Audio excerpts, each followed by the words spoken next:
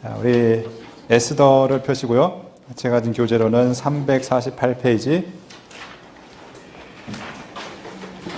성경은 750쪽. 구약성경 750쪽에 있습니다.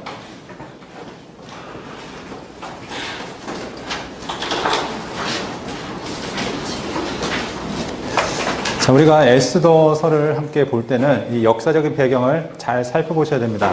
우리가 아까 초반에 얘기했듯이 이 페르시아 왕들의 역사를 아는 것이 에스더를 이해할 때 가장 중요한 기초 자료가 된다는 것을 볼 때 우리가 첫 번째 왕이 고레스 2세였고요. 그리고 그 아들 캄비세스 2세, 그리고 가짜 왕이었죠. 캄비세스의 동생이었지만 암살당하고 가오마타라는 가짜 종교투자가 왕 행세를 했던 스메르디스, 그리고 이 스메르디스를 물리치고 왕에 오렸던 다리오 1세. 자, 그러면서 다시 한번 이제 왕조가 시작되는 겁니다. 다리오부터 아하수에로, 아닥스다 다 같은 혈통인데요. 다리오의 아들이 아하수에로입니다. 다리오는 대왕이라고 불릴 정도로 세계를 크게, 페르시아 제국을 아주 크게 영토를 확장하게 되는데요. 그 아들 아하수에로도 아버지와 같이 전쟁에 참 능했습니다. 그런데 승리는 그렇게 많이 하지 못했습니다. 그리고 결국 왕이 오른 지 20년 만에 암살당하고 마는데요.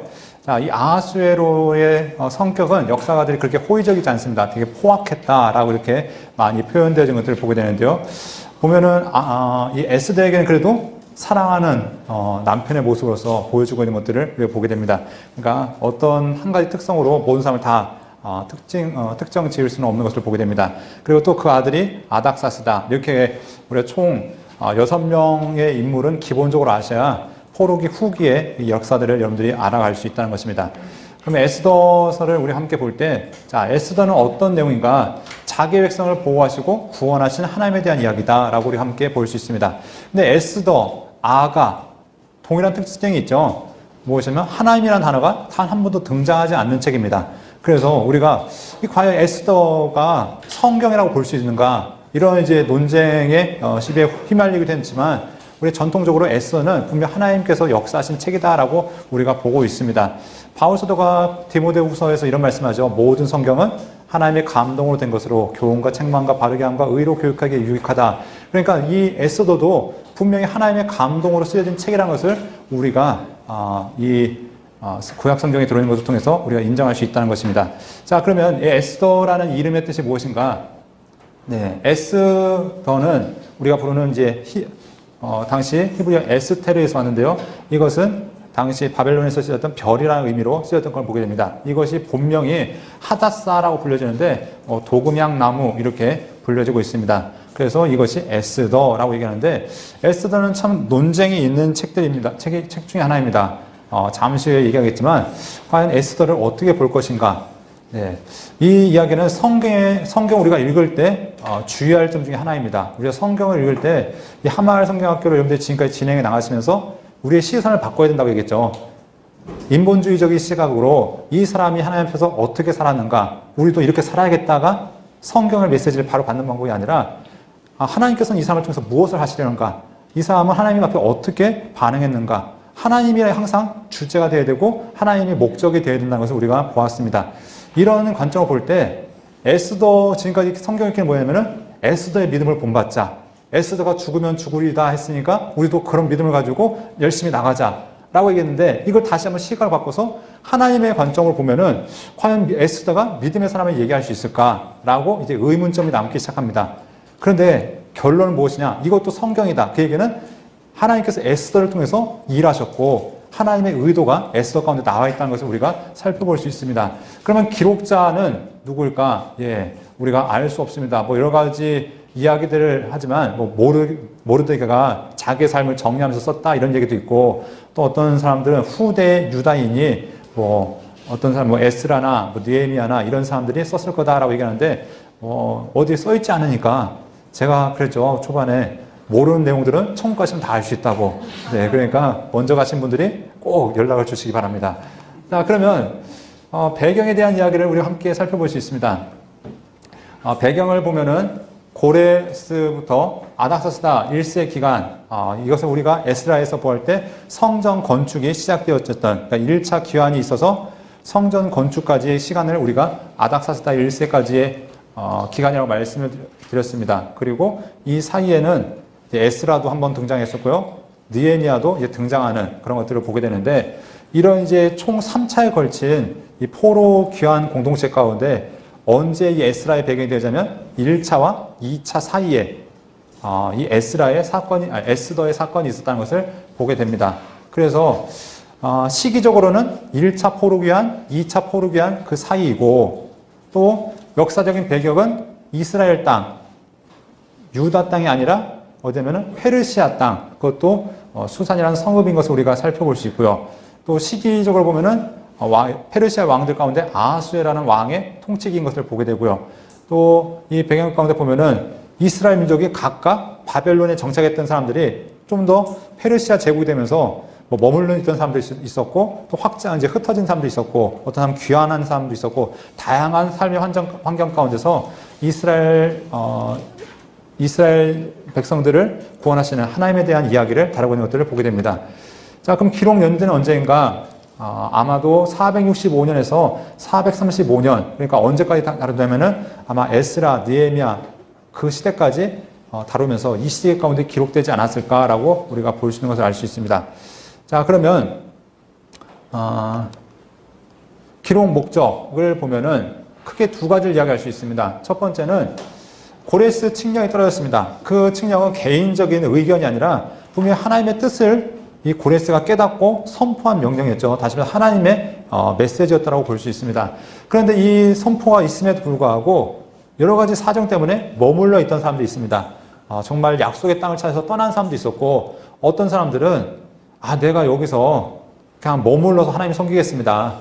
그러면서 절기 때가 되어지면 가겠습니다. 이게 이제 디아스포라의 기원이 되어지죠. 디아스포라 유대인들은 이제 예루살렘에 절기가 있을 때, 크게 3대 절기가 있을 때 돌아가게 되는데, 우리 레위기 하면서 7대 절기 함께 나눴잖아요. 6월절부터 해서 6월절, 무교절, 초실절, 맥추절, 나팔절, 대속제일, 그리고 초막절, 이렇게 총 7가지 절기 있는데, 그래서 보통 절기들을 볼 때 6월절하고 묶음이 3개죠. 6월절, 무교절, 초실절이 한 묶음이고, 또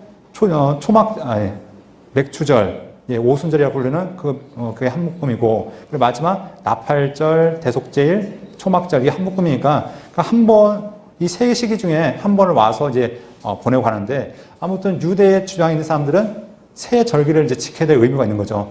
그런데 디아스포라 이제 유대인들은 1년 중에 이제 생애 가운데 그 절기들을 지키기 위해서 그 예루살렘을 이제 오게 되는 이런 일들이 이제 바로 이제 바벨론 이 포로 시기부터 이제 기원이 되어진 것들을 보게 됩니다.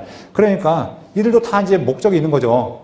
우리는 남아서 신앙을 지키겠습니다. 이렇게 했던 사람도 있는 것들을 보게 됩니다. 그런데 어떻게 보면 이런 사람들까지 하나님께서 돌아온 사람들만 하나님께서 챙기신 것이 아니라 흩어져 있는 자기 백성까지 하나님께서 기억하시고 그들을 구원하시는 이야기가 바로 이 에스더 가운데 담겨 있는 것들을 보게 됩니다. 그리고 그러니까 하나님은 어떤 분이시냐? 단지 이스라엘에서만 역사하신 하나님이 아니라 온 세상의 주인이시다. 학개와 스가랴에서 만군의 여호와 말씀했던 것처럼 에스더에서 말씀하는 것이 무엇이냐? 하나님은 모든 세상의 주인이시다. 세상의 역사를 주관하신 분이 하나님이시다는 것들을 다시 한번 강조하고 있는 것들을 보게 됩니다. 또한 하나님께서 온 세상의 주관자이심, 방금 말씀드린 것처럼 세상에 하나님보다 위대하신 분은 없다. 세상의 모든 역사의 순간순간마다 일하시는 분이 바로 하나님이시라는 것들을 말씀하면서 마치 룻기에서 우연히 이루어진 것 같지만 그 모든 사건들이 우연이 아니라 하나님의 계획과 하나님의 인도하심이었다는 것을 이 에스더를 통해서 우리에게 다시 한번 보여주고 있습니다. 자, 에스더서는 간단합니다. 10장밖에 안 돼요. 그리고 우리가 제일 많이 읽는 성경 중에 하나입니다. 네, 갑자기 이상한 눈으로 쳐다보시면 안 되는데, 네, 많이 보셨죠? 네, 한 번 이상 읽으셨죠? 그럼 됐습니다. 네, 한 번만 읽어도 쉽게 이해될 수 있는 책이 에스더인데, 그러면은 제가 그래도 간단하게 여러분들에게 줄거리에 대해서 이야기하면서 함께 이야기를 나눴으면 좋겠습니다. 크게 세 부분을 나눠서 볼 수 있습니다. 아하수에라가 어느 날 잔치를 베푸는데 잔치 가운데 왕비인 와스대가 오지 않습니다. 그러니까 열이 받아서 폐위시키죠. 그리고 새로운 왕비를 뽑는 이야기가 바로 1장부터 2장까지 이야기입니다. 그래서 왕비가 된 에스더의 이야기가 1장과 2장이고요. 3장부터 9장까지는 이제 갈등 관계를 이야기합니다. 누구랑 누구의 갈등이냐면 하만과 에스더의 사촌 오빠였던 모르드게의 갈등입니다. 자, 여기에서 이스라엘 민족, 그 유다인들의 운명이 어떻게 보면 절망적인 상황입니다. 왜냐하면 하만이 임금께 그 임금한테 인장 반지를 받았는데 그 내용이 무엇이냐면 정해진 날에 이스라엘 백성들은 다 죽는다, 죽인다라는 그런 어마어마한 그 내용의 조서가 이 하만에 의해서 작성되는 것을 보게 됩니다. 그러니까 이 날에 다가오기 전까지 이스라엘 백성들은 공포에 떨 수밖에 없는, 그런데 반대적으로 왕궁은 너무나 평온한 이런 상황들을 보시면서 우리가 이제 이 이야기를 살펴볼 수 있고요. 그런데 이게 한순간에 역전이 되어버립니다. 예, 하만이 위에 있고 모르드게가 밑에 있었는데 한순간 역전이 되어지면서 모르드게가 위로 올라가고 하만은 추락하게 되어지는, 그런데 이 모든 것들이 바로 누구의 은혜였는가, 누구의 인도하셨는가, 바로 하나님의 역사하시는데 이것을 기념하기 위해서 바로 무엇이 생겼나? 바로 불임절이라는 절기가 생기게 되었다는 것들을 이야기하고 있습니다.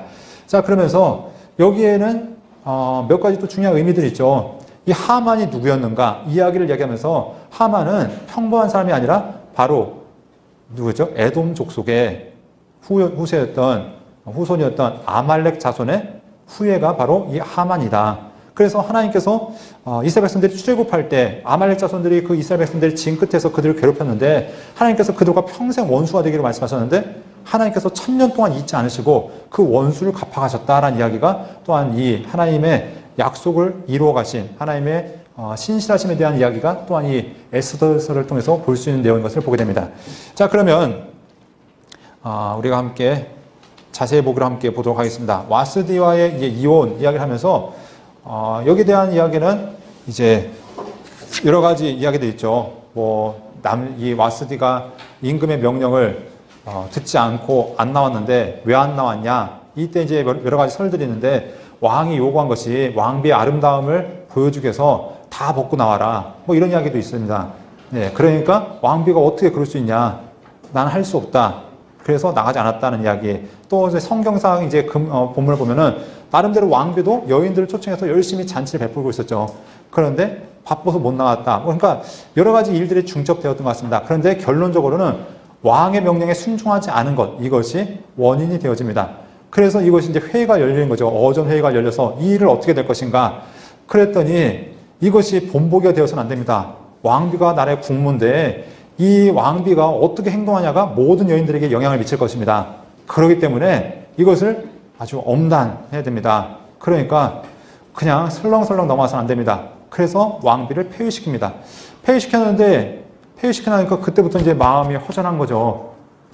그래서 어떻게 보면 왕비를 새로 뽑는 이야기가 이제 시작되어집니다. 그래서 뽑히게 되는 사람이 누구였냐면 에스더였습니다. 성경에 보면 참 에스더는 주인공답게 특별히 막 꾸미지 않아도 무엇인가 대단하게 하지 않아도 주인공 딱 정해져 있잖아요. 그러니까 알아서 때가 되니까 어떻게 됩니까? 왕비가 딱 되어집니다. 그런데 이 역시도 하나님의 계획하심, 하나님의 인도하심이었죠. 사람이 대단해서 그렇겠습니까? 하나님의 의도가 있으니까 하나님께서 그 왕 에스더를 신실하게 이끌어 가신 것들을 보게 됩니다. 근데 성경에는 안 나왔으니까 사람들이 볼 때는 참 사람이 잘난 것처럼 보일 수밖에 없지만 철저하게 하나님의 인도하심과 계획하심이었다는 것들을 우리가 알 수 있습니다. 자, 그래서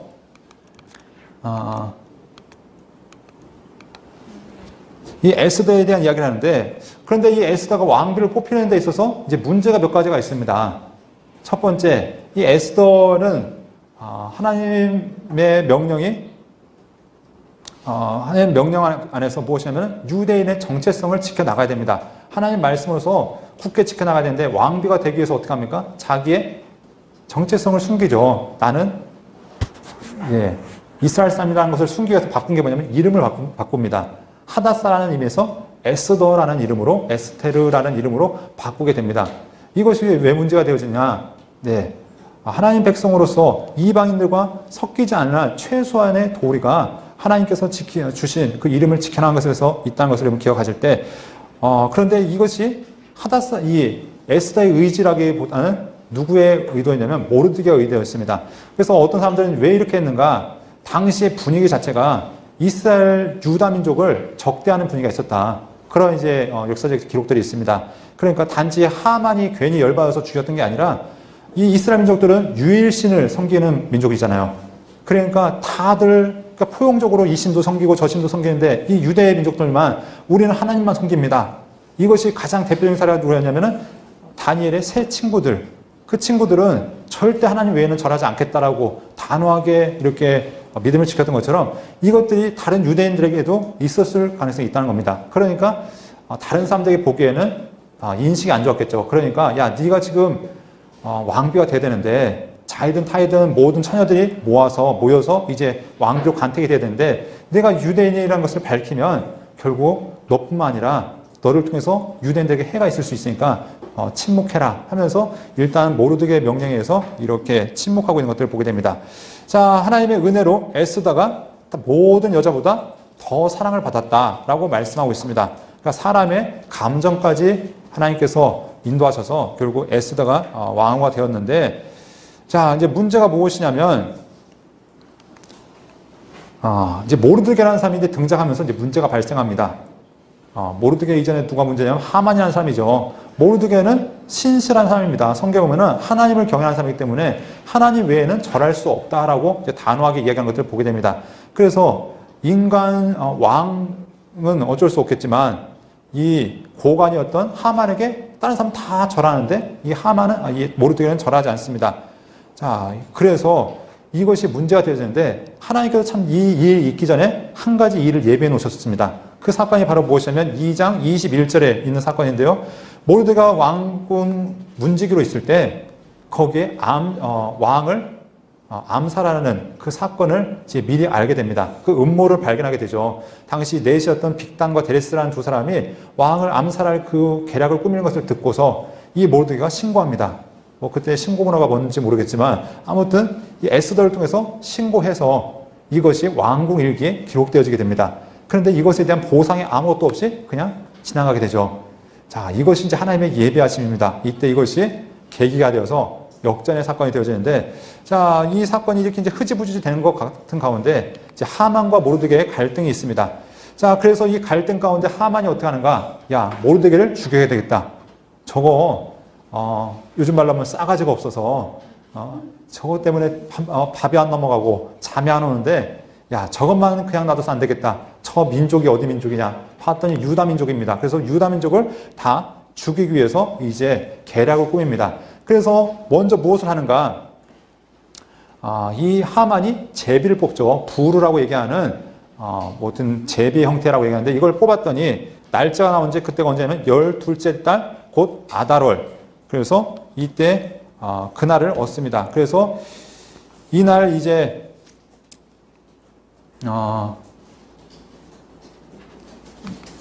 이 하만이 왕에게 이제 조서를 이제 허락받기 위해서 가는 거죠. 그래서 임금한테 뇌물을 바치면서 임금님, 제가 임금님 아주 노고가 많으신데 제가 나라를 위해서 좀 드릴 게 있습니다 하면서 뇌물을 갖다 바치면서 한 가지 소원이 있는데 이날에 아주 못된 민족이 하나가 있습니다.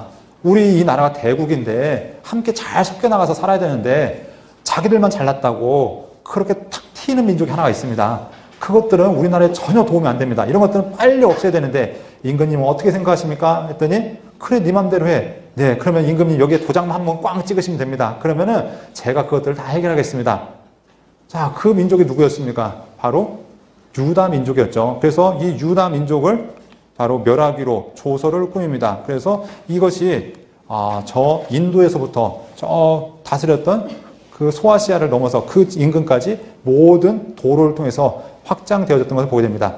당시 이 아수르의 아버지였던 다리오의 치적이 무엇이냐면 가장 중요한 사역 중 하나가 도로를 확장한 사역이었습니다. 그래서 모든 도로가 이제 쭉쭉 뻗어나가면서 그 소식이 사방팔방으로 쉽게 전달될 수 있는, 그러니까 아버지 덕으로 이제 아수의 아버지 덕으로 이 하만이 덕을 보고 있는 거죠. 자, 그래서 모든 나라에 이런 소식이 다 퍼지게 되어지는데, 자, 이때 이제 일반 백성들은 이제 초상 분위기죠. 우리는 죽었구나. 왜냐면 그날이 하루하루 다가오기 때문에.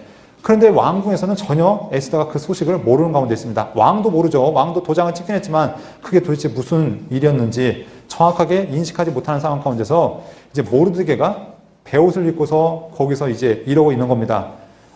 성문 앞에 엎드려서 있는 그 모르드게 때문에 하만은 더 열리받는 거죠. 자기한테 절하지 않고 또 분위기도 이상하게 만드니까. 그래서 그날을 점점 다가오고 있는데 모르드게가 이제 그 내시를 통해서 이 에스더를 관리하는 내시를 통해서 소식을 전하는 겁니다. 야, 지금 우리 민족 가운데 어떤 일이 벌어진 줄 아냐? 근데 네가 거기서 아무 소식도 없이 네가 그냥 거기서 평안하게 있다는 거 말이 안 된다. 그랬더니 이제 에스더가 제가 왕비라고 마음껏 할 수 있는 게 아닙니다. 제가 왕비지만 이 왕궁에도 법도가 있는데 왕이 부를 때만 제가 나아갈 수 있습니다. 왕의 뜰에 갔는데 만약에 왕이 금호를 내밀지 않으면, 금규를 내밀지 않으면 저는 그 자리에서 죽습니다. 왜냐하면 당시 고대 사회는 왕들이 암살의 위험에 항상 노출되어 있기 때문에 함부로 왕이 부르지 않았을 때 가는 것은 나 죽여주십시오라는 것과 동일한 의미이기 때문에 이때 왕비도 예외가 없다는 겁니다. 그래서 왕비가 하는 얘기가 저 가면 죽습니다. 안 됩니다. 못합니다. 그때 유명한 말이 있죠. 여러분 무슨 말씀이죠? 네. 우리 4장 15절 말씀 함께 먼저 보도록 하겠습니다. 4장 14절 말씀이죠. 4장 14절. 시작.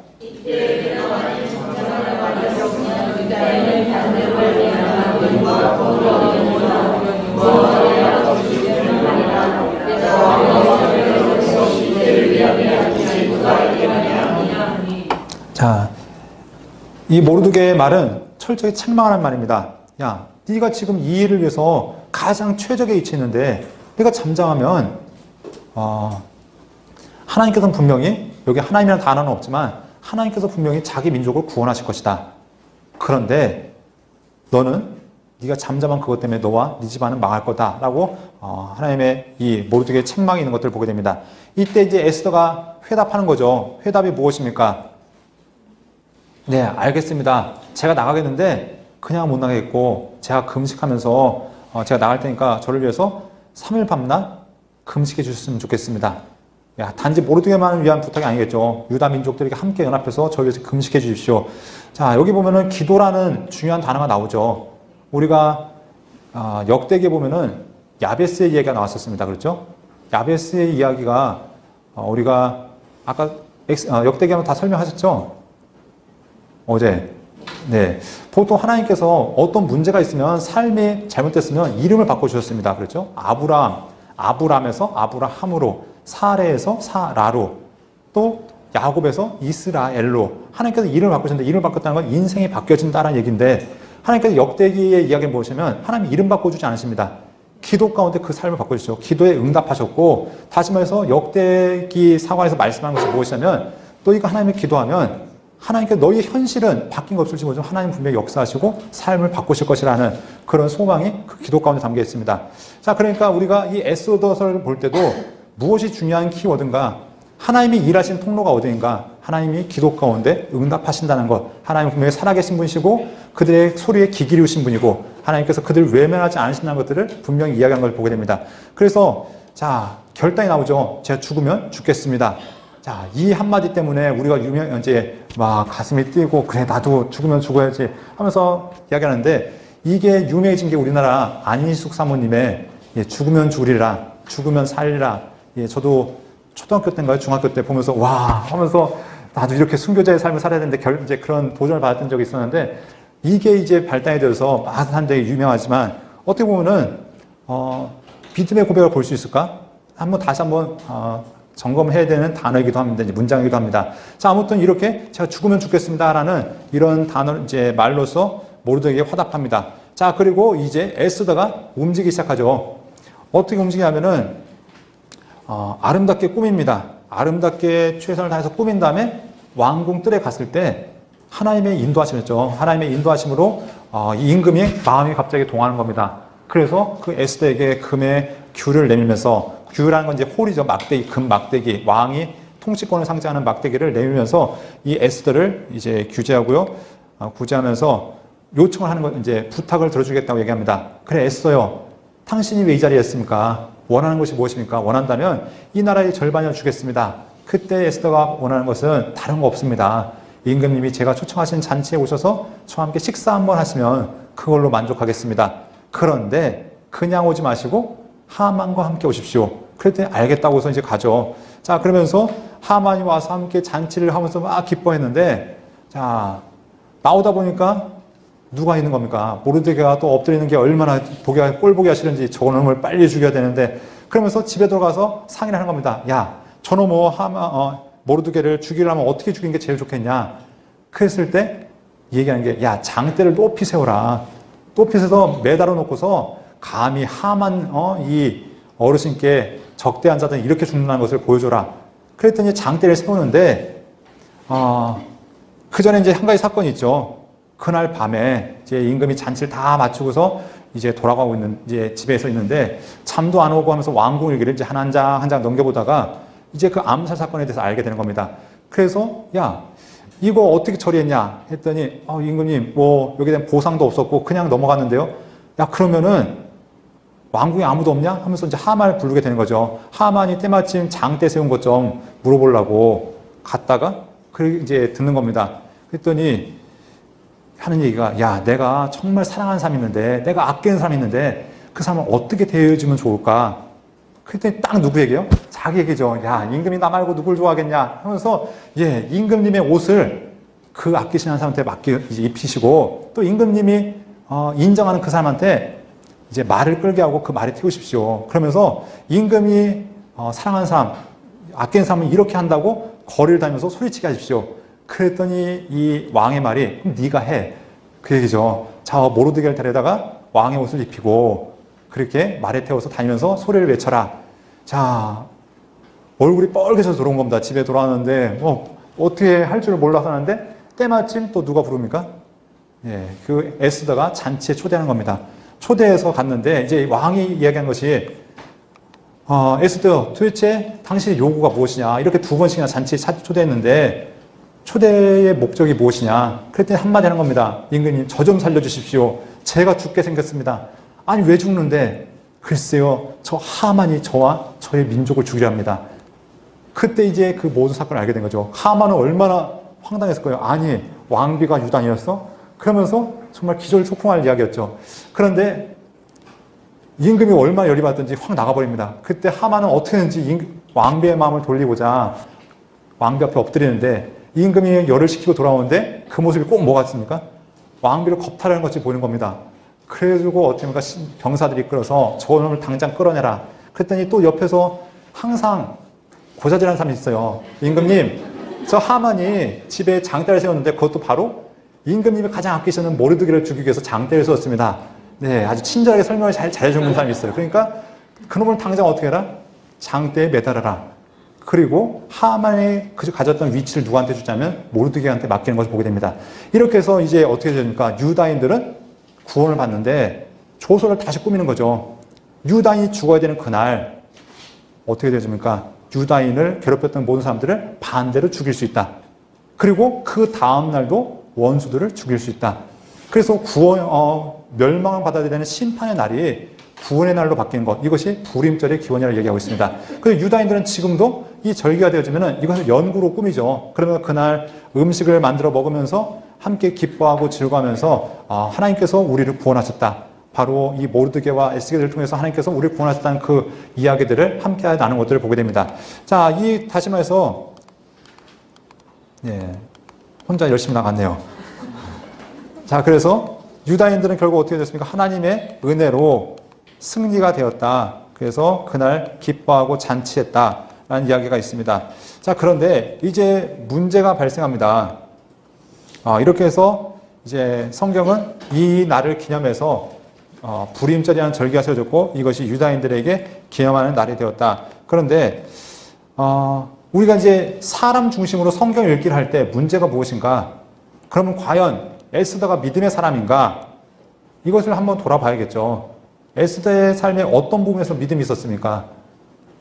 네, 기도하라는 부분, 그 부분에서 믿음이 있었지만 전반적인 삶을 살펴보면은 에스더에게는 어떻게 보면 하나님의 말씀을 지키고자 하는 의지보다 하나님의 말씀을 어기는 것들이 많은 것들을 보게 됩니다. 예를 들면은 우리가 지금 현재 상황이 일제강점기라고 얘기했을 때 우리가 어떤 여인이, 아름다운 여인이 자기가 한국 사람인 걸 속이고 일본 천황의 부인이 되었다. 그럼 한국 사람들이 다, 야, 역시 한국 사람 대단해. 칭송해 줄까요? 왜? 어떤 마음일까요? 야, 저거 매국노 아니야? 라는 일단 그런 마음이 들겠죠. 왜냐면은 지금 아직 이스라엘이 독립한 상황이 아니라 아직 그 페르시아의 속국 가운데 있는 상황 가운데 한 나라의 왕비가 되었다. 하나님의 역사하셨으니까 믿음으로 보면 그렇게 볼 수 있지만 우리가 현실적으로 볼 때는 결코 그것이 하나님의 백성, 특별히 이방인과 결혼을 금했던 하나님의 율법이 있음에도 불구하고 결혼했다 하면은 이것은 결코 좋게 볼 수 없는 상황이라는 것입니다. 또 자기의 이익을 위해서 이름을 바꿨다. 이것도 그렇고요. 또한 우리가 이제 세상의 역사를 살펴보면은 아까 아하수에르가 암살을 당했다고 말씀드렸습니다. 암살을 당했는데 이렇게 왕이 갑작스럽게 암살당해서 죽었을 때 과연 왕비들은 그냥 놔뒀을까요? 역사들 보면은 그 왕비들도 같이 죽이거나 아니면은 왕의 그 대를 잇는다는 의미로 강제로 이제 그 후대 왕의 후처가 이제 되기도 했던 그런 사건들을 볼 때 과연 에스더의 말년이 그렇게 되어질 수 있을까? 꼭 말년이 좋아야 신앙인이고 말년이 나쁘면 신앙인이 아니다라는 문제는 아니지만 에스더에 주목하면은 문제가 될 수 있는 여러 가지 조건들이 있다는 겁니다. 그러니까 우리는 항상 주목할 때 뭐냐면 성경의 제목은 에스더지만 에스더가 아니라 누구한테 주목해야 된다고요? 하나님께서 이스라엘을 어떻게 사랑하셨는가? 사람들이 하나님의 약속을 저버리고 여전히 페르시아 땅 가운데 남아있음에도 불구하고 하나님은 자기 백성을 어떻게 신실하게 인도하시는가? 하나님은 그 역사 가운데 당시 제국의 왕이었던 그 사람을 마음을 바꾸셔서 이스라엘 백성을 어떻게 구원하셨는가? 하나님은 또 한 번 하셨던 약속을 잊지 않으시고 어떻게 끝까지 지켜나가시는가? 끊임없이 이 에스더서는 하나님의 신실하심, 하나님의 주권, 하나님의 능력, 하나님의 사랑, 하나님의 구원에 대해서 끊임없이 말씀하고 있는 책이란 겁니다. 그러니까 우리가 다시 한번 에스더를 읽어갈 때는 에스더라는 사람이 아니라 모르드게라는 사람이 아니라 에스더를 붙드셨던 하나님, 그럴지라도 사용하셨던 하나님, 그럴지라도 인도하셨던 하나님에 대한 그 하나님에 대한 이야기로 함께 보셔야 될 줄 압니다.